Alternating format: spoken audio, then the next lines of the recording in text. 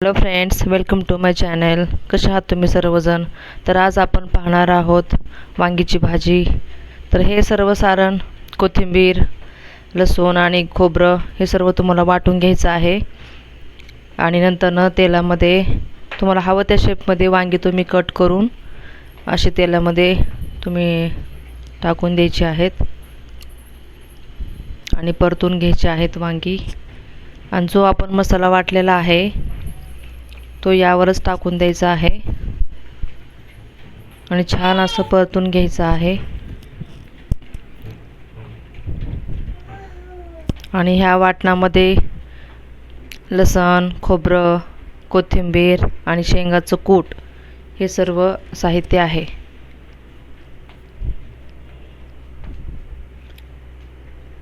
आणि त्याच्यामध्ये थोडंसं तुम्हाला हळद आणि थोडंसं मिरची पण ॲड करायचं आहे, जेणेकरून चवीमध्ये थोडंसं छान असं टेस्ट येते.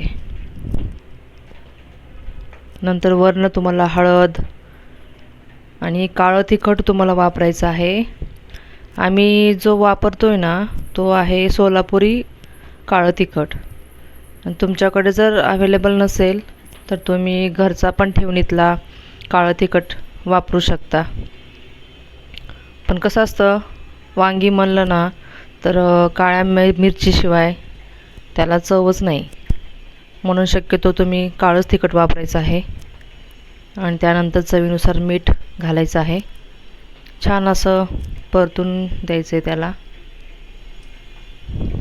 तेल सुटेपर्यंत. सर्वांनाच आवडते वांगीची भाजी. अनेक प्रकारे करता येतं. कोणी सुक्कंच करतं, कोणी मसाला वांगी करतं, कोणी ग्रेव्ही वांगी करतं. अनेक प्रकारची वांगी करता येते.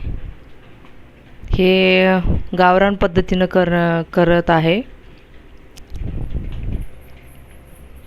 छान असं तेल सुटेपर्यंत मसाल्यांना परतून घ्यायचं आहे.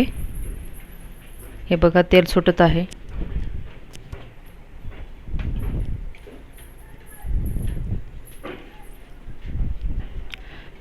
नंतर तुम्हाला ग्रेव्हीनुसार तुम्हाला पाणी ॲड करायचं आहे. ह्याच्यामध्ये मी थोडंसं जे वाटण मिक्सरच्या भांड्यामध्ये वाटून घेतलं होतं ना त्यामध्येच थोडंसं पाणी टाकून यात टाकलेलं आहे. तुम्हाला नको असेल तर तुम्ही दुसरं पण यूज करू शकता पाणी.